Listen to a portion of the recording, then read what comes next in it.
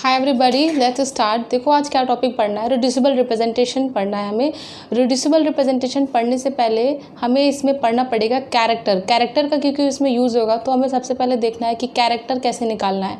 अब हमारा कैरेक्टर क्या होता है, देखो कैरेक्टर निकालने के लिए हमें क्या होता है, कैरेक्टर हमारा क्या होता है, सम ऑफ डायगोनल एलिमेंट्स, जो हमारे नंबर ऑफ डायगोनल प्रेजेंट होंगे उनको क्या करना है, हमें ऐड करना है। अब कैरेक्टर निकालने के लिए कहूँगी सबसे इजी मेथड है हमारा मैट्रिक्स रिप्रेजेंटेशन से हम निकाल लेंगे, और कभी गलत भी नहीं होगा, कभी भी आपको कैरेक्टर निकालना है। तो कैरेक्टर निकालने के लिए सीधे आप देखो, पहली बात कैरेक्टर क्या होता है, सम ऑफ डायगोनल एलिमेंट्स। अब कौन से डायगोनल एलिमेंट्स, जो हमारे मैट्रिक्स रिप्रेजेंटेशन में जो हमारे डायगोनल में एलिमेंट प्रेजेंट होंगे उनका सीधे ऐड कर देना है आपको।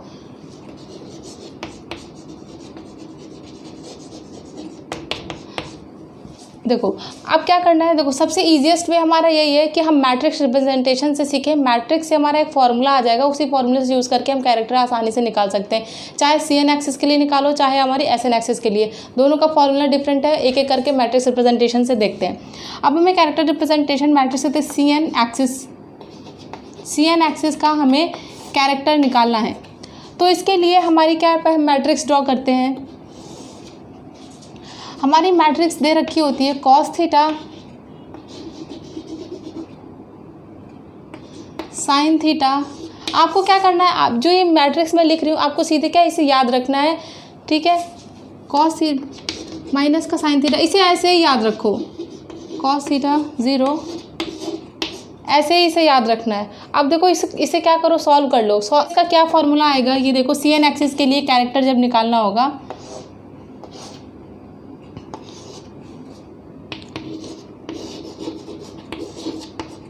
सीधे इसी फॉर्मूला का यूज़ करना है। इससे हम CN एक्सिस के लिए कभी भी कैरेक्टर निकाल सकते हैं, ठीक है। कैरेक्टर का यूज़ कैसे करना है, अब देखो हमारा कोई भी जैसे हमारा रिड्यूसिबल रिप्रेजेंटेशन निकालना है, C3V पॉइंट ग्रुप का रिड्यूसिबल रिप्रेजेंटेशन निकालना है।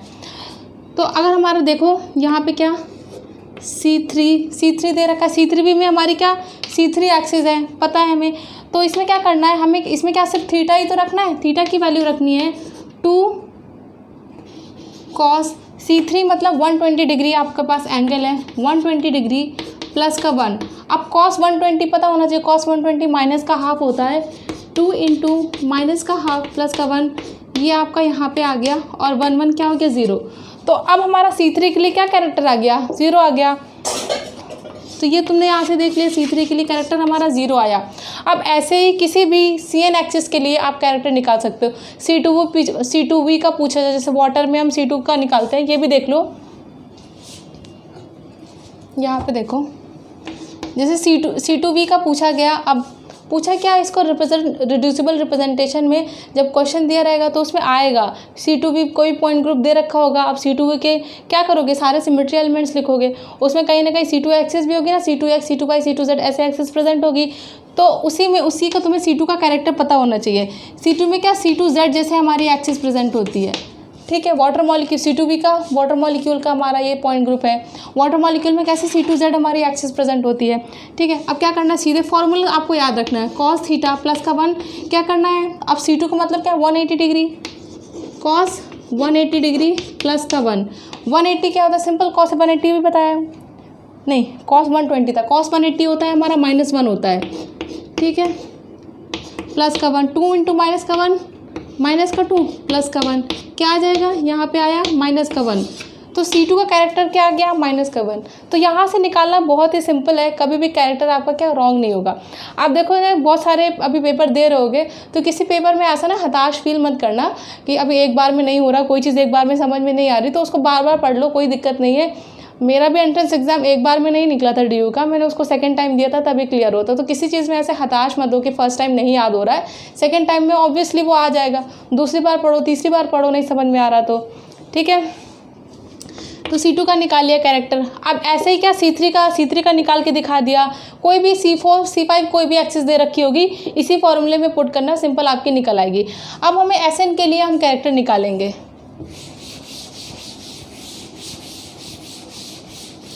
अब Sn का कैरेक्टर निकालने के लिए भी क्या, उसके लिए भी जैसे हमने C2 के लिए हमने क्या कैरेक्टर, हमने ये देखिए मैट्रिक्स रिप्रेजेंटेशन देखा, सिंपली Sn एक्सिस के लिए भी हम क्या देखेंगे, मैट्रिक्स रिप्रेजेंटेशन देखेंगे। अब देखो Sn एक्सिस का मैट्रिक्स रिप्रेजेंटेशन क्या होगा,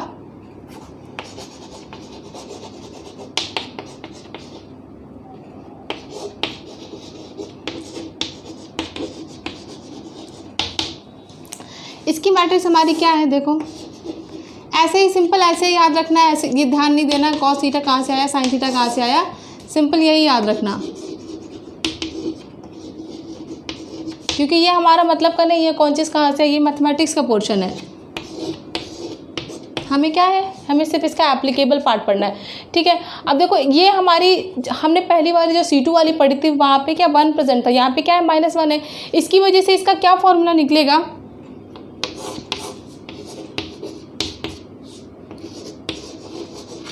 2 cos थीटा -1। बस इस फॉर्मूले को याद रखना है, इस फॉर्मूले को याद रखना कोई डिफिकल्ट है नहीं, सिंपल फॉर्मूला है। उसके लिए 2 cos थीटा +1 था जब हमने Cn एक्सिस के लिए निकाला था, Sn के लिए निकालने के लिए 2 cos थीटा -1। अब हमारी कोई भी एक्सिस प्रेजेंट हो, जैसे हमारी क्या है S2 एक्सिस प्रेजेंट है, क्या सिंपल आपको क्या करना है, 2 cos S2 मतलब क्या है 180 डिग्री, C2 S2 क्या होता है, S2 को सिंप्लीफाई करके लिखो क्या बनता है, C2 इंटू सिग्मा हमारा प्लेन बनता है, तो C2 एक्सिस प्रेजेंट है मतलब 180 डिग्री -1, और ये cos 180 -1 होता है, तो यहाँ पे ये -2 इंटू -1 क्या है -3, तो हमारा S2 का कैरेक्टर क्या आ गया -3। इसी तरीके किसी भी सिमेट्री एलिमेंट्स का जो हमारी Sn एक्सिस होगी, Sn S2 S3 S4 कोई भी आप Sn का निकाल सकते हो इस मेथड से, ठीक है, कोई प्रॉब्लम नहीं होगी।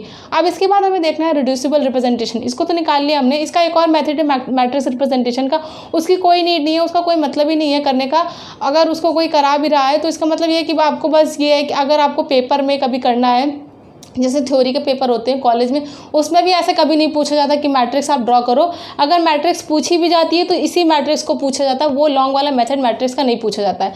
सिंपल अगर किसी को देखना है तो मैं वो करा सकती हूँ नेक्स्ट में, अगर किसी को चाहिए तो वो, लेकिन उसका कोई यूज़ नहीं है करने का, यही आपका आएगा और यही मैट्रिक्स आपकी करेक्ट भी होती है, इसी का हर जगह यूज़ होता है, ये सिंपल मेथड भी है। अब देखो रिड्यूसिबल रिप्रेजेंटेशन हमें पढ़नी है, रिड्यूसिबल रिप्रेजेंटेशन हम क्यों पढ़ रहे हैं, देखो रिड्यूसिबल रिप्रेजेंटेशन एक हमारी है रिड्यूसिबल, एक हमारी इररिड्यूसिबल। रिड्यूसिबल रिप्रेजेंटेशन कैसी रिप्रेजेंटेशन है जिसको हम क्या करते हैं फर्दर रिड्यूस कर सकते हैं, इसीलिए रिड्यूसिबल रिप्रेजेंटेशन का यूज़ कर रहे हैं। अब देखो रिड्यूसिबल रिप्रेजेंटेशन में हमारे 4 तरीके के बेसिस सेट पाए जाते हैं, उनको देखो,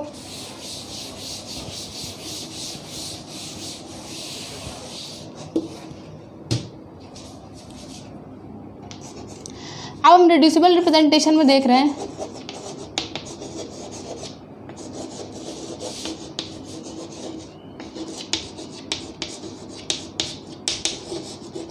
ठीक। अब रिड्यूसिबल रिप्रेजेंटेशन में देखो हमारे 4 तरीके के बेसिस वेक्टर हैं, क्या है हमारा, एक तो हमारा होता है सिंपल क्या XYZ एक्सिस को हम यूज़ करते हैं उससे निकाल सकते हैं, एक हमारा होता है 3n कोऑर्डिनेट सिस्टम होता है, 3n कोऑर्डिनेट बेसिस सेट होता है उससे निकाल सकते हैं, एक हमारा होता है बॉन्ड एंगल, एक हमारा ये बेसिस सेट, और चौथा है हमारा बॉन्ड वेक्टर्स,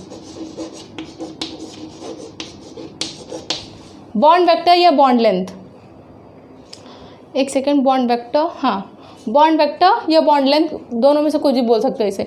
अब ठीक है, अब ये 4 तरीके के हमारे क्या है बेसिस सेट है, इन्हें क्या बेसिस सेट बोलते हैं। अब इनको करने के लिए इनमें क्या करना है, देखो मोस्टली जो हमारे पेपर में मेनली हमारा पूछा जाता है XYZ से, और हमारा बेसिस सेट 3n कोऑर्डिनेट पूछा जाता है। इस वाले से इसके क्वेश्चंस आप देख लेना, हो सकता है आगे चल के कभी पूछा जाए, लेकिन अभी तक इससे कोई क्वेश्चन नहीं आया है, बट इसे देख लो, ठीक है। मेनली हमारा ये दोनों आता है, तो हमें ये दोनों थोड़ा डिटेल में पढ़ना है, डीप में पढ़ना है, और एकदम बारीकी से प्रेजेंटेशन देखो हम समझते हैं वाटर मॉलिक्यूल से। पहले क्या करते हैं, पहले XYZ वाला लेके चलते हैं XYZ से। अब देखो हमारा जो वाटर मॉलिक्यूल है हम ज़्यादा उससे रिलेट कर पाते हैं, तो सबसे पहले वाटर मॉलिक्यूल से समझते हैं, फिर उसके बाद अमोनिया को भी समझेंगे, ठीक है। यहाँ पे क्या है H1 H2, इसको नेमिंग दे लो, वाटर मॉलिक्यूल है। अब हमें क्या करना है, रिड्यूसिबल रिप्रेजेंटेशन निकालनी है वाटर मॉलिक्यूल के लिए, तो देखो इसमें क्या क्या नीड है, कैसे स्टार्ट करना है इसको, देखो क्या करना है, हमें वाटर मॉलिक्यूल का पहली बात पॉइंट ग्रुप पता होना चाहिए, पॉइंट ग्रुप पता है C2V पॉइंट ग्रुप है। C2V पॉइंट ग्रुप में कितने हमारे सिमेट्री एलिमेंट्स होते हैं वाटर में? वाटर में के 4 सिमेट्री एलिमेंट्स होते हैं। एक हमारा आइडेंटिटी प्रेजेंट होगा, दूसरा हमारा C2Z एक्सिस प्रेजेंट होती है, एक सिग्मा XZ एंड एक सिग्मा YZ। ये हमारे क्या 4 सिमेट्री एलिमेंट्स प्रेजेंट होते हैं। अब क्या करना है, देखो एक ऐसे कॉलम बना लेना है, ठीक है। अब यहाँ पे हमें क्या लिखना है, number of unshifted atoms, number of unshifted atoms. आप नंबर ऑफ अनशिफ्टेड एटम्स को ऐसे भी लिख सकते हो, number of unshifted atom, number of unshifted atom ऐसे भी लिख सकते हो, ठीक है। अब इसके बाद क्या लिखना है, नंबर ऑफ अनशिफ्टेड एटम हम निकालेंगे इसका यूज़ करके, XYZ एक्सिस लगाएंगे। अब देखो, अब यहाँ पे क्या करना है, यहाँ पे आपको लिखना है कैरेक्टर, जो ये सारे दे रखे ना, अभी कैरेक्टर निकल आया था, देखो ये क्या CN एक्सिस, प्लेन का कैरेक्टर देखेंगे। प्लेन का कैरेक्टर क्या होता है, 1 होता है। प्लेन का कैरेक्टर बता दे रही हूँ, प्लेन का कैरेक्टर आपका क्या 1 होता है। अभी यहाँ पे लिखेंगे, ये याद रखना है, ठीक है। तो स्टार्ट करते हैं इसे करना। देखो अब इसमें एक चीज़ ध्यान रखना है कि अभी बताया था एक चीज़ कि जो हमारी रिड्यूसिबल रिप्रेजेंटेशन होती है वो क्या फर्दर रिड्यूस हो जाती है। बट इसमें एक चीज़ आपको ये ध्यान रखनी है कि जो रिड्यूसिबल रिप्रेजेंटेशन होती है, जो हमारे पॉइंट ग्रुप निकलते हैं, जैसे हमारे 2 मॉलिक्यूल्स हैं, 2 मॉलिक्यूल क्या सेम पॉइंट ग्रुप आया, बट रिड्यूसिबल रिप्रेजेंटेशन क्या उस पॉइंट ग्रुप के लिए क्या होगी, डिफरेंट हो जाती है। इसे समझो कि डिफरेंट पॉइंट ग्रुप के लिए, जैसे हमारे क्या डिफरेंट मॉलिक्यूल्स के लिए अगर पॉइंट ग्रुप सेम आ जाता है, बट क्या होगा, जो रिप्रेजेंटेशन आएगी रिड्यूसिबल वो क्या होता है, डिफरेंट ही आएगी सबके लिए, ऐसा नहीं है कि सेम आ जाएगी। इररिड्यूसिबल के लिए क्या सेम आती है, अगर हमारे डिफरेंट मॉलिक्यूल्स हैं उनका पॉइंट ग्रुप क्या है, सेम है, तो इररिड्यूसिबल रिप्रेजेंटेशन क्या आएगी, सेम आ जाएगी। बट बहुत सारे मॉलिक्यूल, अगर जैसे हमारा कोई भी मॉलिक्यूल दे रखा है, अगर उनका पॉइंट ग्रुप सेम है तो उसके लिए जो हमारी रिड्यूसिबल रिप्रेजेंटेशन है वो क्या है कि डिफरेंट आएगी, ऐसा नहीं कि सेम आ जाएगी। इसीलिए ये क्या होता है, थोड़ा इसे ध्यान से पढ़ना पड़ता है, ध्यान से देखना पड़ता है। तो अब इसे देखो क्या करना है, अब नंबर ऑफ अनशिफ्टेड एटम्स हम कर रहे हैं, तो अब हमें इसमें ये देखना है कि जो अगर हम क्या आइडेंटिटी एलिमेंट, देखो आइडेंटिटी एलिमेंट से देखो देखना शुरू करो। आइडेंटिटी एलिमेंट हमने लगाया, आइडेंटिटी क्या है, हमारा सिमेट्री ऑपरेशन ही है, हमने आइडेंटिटी लगाएंगे। हम आइडेंटिटी का क्या मतलब होता है कि कोई ऑपरेशन नहीं लगा, यूनिक ऑपरेशन है। आइडेंटिटी लगाया तो कोई भी हमारा जो एटम है वो शिफ्ट नहीं हुआ, और हमें क्या अनशिफ्टेड एटम, मतलब कोई भी एटम शिफ्ट नहीं हुआ है, तो इसमें क्या एटम क्या है, 3 के 3 अनशिफ्टेड है। अब दूसरा देखना है C2Z हमारी एक्सिस, हम क्या बॉटम मॉलिक्यूल में क्या यहाँ से C2 लगाते थे ना, Z एक्सिस यहाँ से लगाते थे, तो क्या सिर्फ हमारा जो ऑक्सीजन है वो अनशिफ्ट नहीं हुआ है, बट H1 H2 क्या एक दूसरे से क्या पोजीशन चेंज कर लेंगे, तो सिर्फ एक एटम है जो हमारा अनशिफ्ट नहीं हुआ है, नंबर ऑफ अनशिफ्टेड एटम ही लिखना है, ठीक। अब क्या सिग्मा XZ हमारा प्लेन है, XZ हमारा क्या मॉलिकुलर प्लेन है। जब मॉलिकुलर प्लेन आप ये लगा रहे हो तो मतलब तीनों एटम्स क्या है, अनशिफ्टेड है, कोई भी एटम चेंज नहीं, प्लेन सीधे ऐसे पास हो गया, कोई शिफ्ट ही नहीं हुआ, तो तीनों के तीनों अनशिफ्टेड है। YZ प्लेन कैसे लगाया हमने, YZ प्लेन हमने ऐसे लगाया था, YZ कैसे ऐसे लगाया था, और H1 ये दोनों हाइड्रोजन एटम को एक दूसरे से क्या रिफ्लेक्शन मिल गया था, तो मतलब सिर्फ एक एटम है हमारा अनशिफ्ट, तो यहाँ पे 1 आ गया। अब देखो कैरेक्टर निकालना है, कैरेक्टर किसके लिए, C2V पॉइंट ग्रुप के लिए हमारा ये कैरेक्टर निकालना है। अभी बताया था कि E का जो कैरेक्टर होता है वो क्या होता है, E का कैरेक्टर हमारा 3 आता है, ठीक है, और C2 के लिए तो निकालना बताइए, ये C2 के लिए हमारा क्या आता है, 1 आता है। अगर नहीं आता है तो क्या करोगे, सीधे सिंपल लिख लो 2 cos थीटा प्लस का 1 होता है ना C2 के लिए 180 डिग्री, मतलब माइनस का 2 प्लस का 1 माइनस का 1 आ जाएगा। अब देखो क्या है, गलत है, माइनस का 1 सीधे इस फॉर्मूले से निकाल लिया, डायरेक्ट आ गया, कोई प्रॉब्लम ही नहीं है। सिग्मा XZ के लिए, सिग्मा प्लेन के लिए क्या होता है, 1 होता है कैरेक्टर, ये याद रखना, प्लेन के लिए कैरेक्टर 1 होता है, ठीक है। अब इसको क्या करना है, अब दोनों ये निकल आए, इन दोनों को मल्टीप्लाई करना है। 3 चीज़ें यहाँ पे 9 आया, 1 × -1 आया, 3 1 3 आया, 1 1 1 आया। एक बार मैं चेक कर लेती हूँ, 9 -1 3 1, हाँ ये आपका क्या आ गया, रिड्यूसिबल रिप्रेजेंटेशन आ गई C2V पॉइंट ग्रुप के लिए। अगर देखो अब यही चीज़ जो हमने ये क्या निकाला है, ये जो हमारा क्या नंबर ऑफ अनशिफ्टेड एटम, हमने बेसिस सेट क्या लगाया है, यहाँ पे देखो बेसिस क्या लगाया, किस बेसिस पे हमने इसे किया है, नंबर ऑफ अनशिफ्टेड एटम के बेसिस पे किया है, नंबर ऑफ अनशिफ्टेड एटम, इसे हमने नंबर ऑफ अनशिफ्टेड एटम के बेसिस पे निकाला है, तो आपको क्या कैरेक्टर तो हमेशा लगाना ही लगाना है, कैरेक्टर हमेशा यहाँ पे रखना है। सिर्फ आपकी ये चीज़ चेंज होती रहेगी पेपर में, जिसके बेसिस में दिया होगा उसी बेसिस में आपको ये निकालना है। अगर पेपर में दिया है XYZ के बेसिस में निकालना है तो एक्सिस के बेसिस XYZ के बेसिस में निकालना। पेपर में दिया है बॉन्ड वेक्टर्स के बेसिस में तो उसके बेसिस में, 3n कोऑर्डिनेट के वेक्टर्स बेसिस में दे रखे हैं तो उसके बेसिस में निकालना है। अब समझ में आ रहा होगा कि इसका क्या मतलब है, बेसिस का क्या मतलब है। उसके बेसिस में हमें ये चीज़ निकालनी है। बाकी कैरेक्टर क्या, कैरेक्टर हमेशा सेम रहेगा, जिसके लिए जो कैरेक्टर निकला है कैरेक्टर हमेशा वही रहेगा और सिंपली आपको मल्टीप्लाई करना है। अब देखो इससे एक फॉर्मूला निकल के आया, इस फॉर्मूले को देखो, इस फॉर्मूले को देखो, याद रखना। इसे एक फॉर्मूला निकल के आया, रिड्यूसिबल रिप्रेजेंटेशन किसके लिए, अनशिफ्टेड एटम के लिए, n number of unshifted atom के लिए कैसे निकाल सकते हो। अगर हमने क्या किया, number of unshifted atom NUA into क्या कर दिया, कैरेक्टर कर दिया, दोनों का मल्टीप्लाई कर दिया, तो क्या यहाँ से एक फॉर्मूला बन गया कि हम रिड्यूसिबल रिप्रेजेंटेशन कैसे निकाल रहे हैं नंबर ऑफ अनशिफ्टेड एटम के लिए। इस बेसिस में नंबर ऑफ अनशिफ्टेड एटम जब हमने निकाल लिया उसको सीधे मल्टीप्लाई कर दो कैरेक्टर से, तो क्या आ जाएगा, आपकी रिड्यूसिबल रिप्रेजेंटेशन निकल आएगी। ऐसे ही सिमिलरली वाटर मॉलिक्यूल के लिए देख लेते हैं, फिर आपका एकदम क्लियर हो जाएगा, कोई प्रॉब्लम नहीं होनी चाहिए। सिंपल अमोनिया के लिए करते हैं। देखो हमारा क्या है, अमोनिया मॉलिक्यूल है,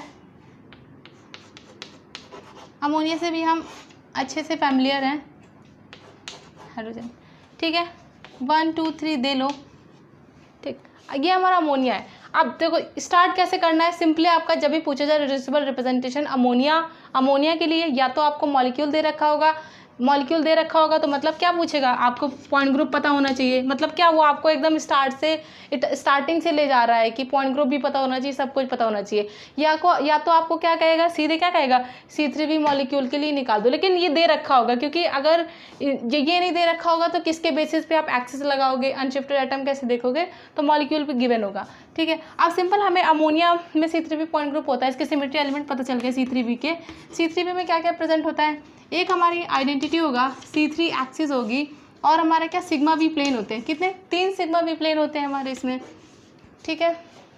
अब क्या करें, सिंपल लगा देना है, किसके बेसिस में निकाल रहे हैं, नंबर ऑफ अनशिफ्टेड एटम के बेसिस में भी निकाल रहे हैं, ठीक है, नंबर ऑफ अनशिफ्टेड एटम्स, और यहाँ पे कैरेक्टर C3B का, ठीक। कैरेक्टर तो वैसे भी हमें पता है, चाहे कैरेक्टर डायरेक्ट लिख लो, क्या कैरेक्टर हमारा 3 है, और C3 के लिए अगर भूल जाओ तो सीधे निकाल लो, -1 होता है, C3 के लिए 0 होता है, ठीक है, और सिग्मा के लिए, प्लेन के लिए हमेशा 1 ही रहेगा, अगर इसे भूल जाओ तो सीधे निकालो 2 cos थीटा प्लस का 1 से, ठीक। हमने ये निकाल लिया, नंबर ऑफ अनशिफ्टेड एटम यहाँ से देखेंगे, आइडेंटिटी अप्लाई किया, क्या है, 4 एटम्स है टोटल, तो आइडेंटिटी के लिए क्या, एटम तो सेम ही रहेगा, 4 ही रहेगा।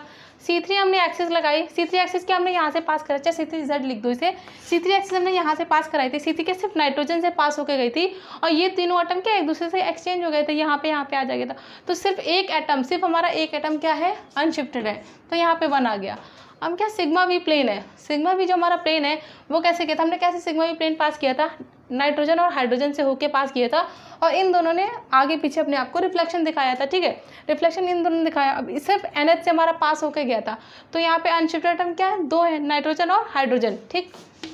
और अभी फॉर्मूला बताया था, सिंपल फॉर्मूला अभी क्या बताया था कि क्या करना है, number of unshifted atom into character multiply कर देना, 4 3 12 0 2।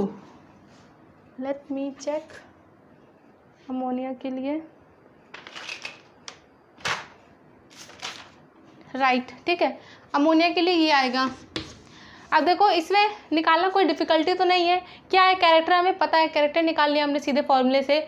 अब सीधे हमें क्या करना है, number of unshifted atom molecule को लिख दिया, मॉलिक्यूल में अप्लाई कर दिया, पता चल गया कि हमारा क्या आएगा, ठीक है, इससे हमारी रिड्यूसिबल रिप्रेजेंटेशन निकल आई। अब ये क्या था, ये तो हमने निकाला था, किसके बेसिस में निकाला है, नंबर ऑफ अनशिफ्टेड एटम के बेसिस में निकालते हैं। अब हम 3n कोऑर्डिनेट सिस्टम के बेसिस में देख लेते हैं कि हमें कैसे उसमें से कैसे हमें निकालना है रिड्यूसिबल रिप्रेजेंटेशन, ठीक है। 2 ही 3 से मेनली पूछा जाता है, या तो 3n कोऑर्डिनेट सिस्टम से पूछा जाता है, या तो हमारी एक्सिस के बेसिस में, या फिर हमारा किसके बेसिस में पूछा जाता है।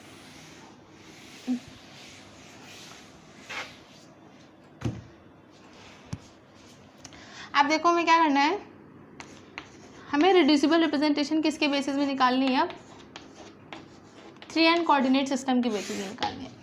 3 एन कोऑर्डिनेट सिस्टम का क्या, अब 3 एन कोऑर्डिनेट सिस्टम में सीधे हम एग्जांपल लेते हैं। हम किसका एग्जांपल लेते हैं? वाटर मॉलिक्यूल का, क्योंकि वाटर से हमें कोई भी चीज़ अच्छा समझ में आ जाती है इजी नंबर, क्योंकि इसमें क्या नंबर ऑफ एटम्स भी हमारे कम प्रेजेंट है। अब देखो 3n का क्या मतलब है, n इसमें क्या डिनोट करता है? n का मतलब है नंबर ऑफ एटम्स, n हमारा नंबर ऑफ एटम्स को शो करता है। इसमें कितने एटम प्रेजेंट है? 3 एटम्स प्रेजेंट है, तो 3 × 3 कर दो तो इसमें क्या है 9 आ रहा है। 9 क्या हो गया इसका? 9 इसकी क्या होगी? इसका हमारा 9 का मतलब होता है डायमेंशन, इसका मतलब है डायमेंशन। अब 3n कोऑर्डिनेट सिस्टम हम कैसे निकालेंगे इसे? हम मैट्रिक्स रिप्रेजेंटेशन से निकालेंगे। और हमारी मैट्रिक्स कैसे बनेगी? 9 डायमेंशन की, मतलब उसकी डायमेंशन कैसी होनी चाहिए? 9 × 9 डायमेंशन होनी चाहिए। कुछ भी डिफिकल्ट नहीं है, बिल्कुल मत लेना कि 9 डायमेंशन बहुत बड़ी हो गई तो मुश्किल हो गया, नहीं कोई मुश्किल नहीं है, बस देखते जाओ इसे। हमें क्या करना है, देखो इसको रफ कर रही हूँ, यहाँ पे लिख रही हूँ बेसिस 3n कोऑर्डिनेट से। अब देखो सिंपल इसमें क्या करना है, अगर हमने वाटर मॉलिक्यूल लिया है तो वाटर मॉलिक्यूल में हमारा क्या 9 डायमेंशन आई है, ठीक। हम सीधे क्या, अब हमारे देखो सीधे, अब इसका C2V पॉइंट ग्रुप होता है, इसका क्या पॉइंट ग्रुप होता है? C2V की क्या हमें सिमेट्री एलिमेंट्स लिख देना है सीधे। भाई से स्टार्ट करो, स्टार्टिंग से सब कुछ स्टार्ट करना है। Identity C2 axis sigma XZ and sigma YZ, ठीक। अब 9 डायमेंशन का क्या मतलब है कि इसमें कैसे हमारा 3n कोऑर्डिनेट है, 3n कोऑर्डिनेट है, ठीक है। 3n कोऑर्डिनेट का मतलब x y z तीनों एक्सिस हमारी प्रेजेंट है, तो यहाँ पे क्या x1 y1 z1, दूसरी क्या होगी x2 y2 z2, तीसरी क्या होगी x3 y3 z3। सिमिलरली जो हमने यहाँ पे लिखा है सेम हमें इसको यहाँ पे रिपीट कर देना, सेम यही चीज़। यहाँ पे क्या है x1 y1 z1, x2 y2 z2, x3 y3 z3। अब यहाँ पे क्या करो, ये क्या है, कॉलम बन गया है, इक्वल का साइन। अब देखो क्या है इसमें, जब हम यहाँ पे क्या मैट्रिक्स ड्रॉ करेंगे,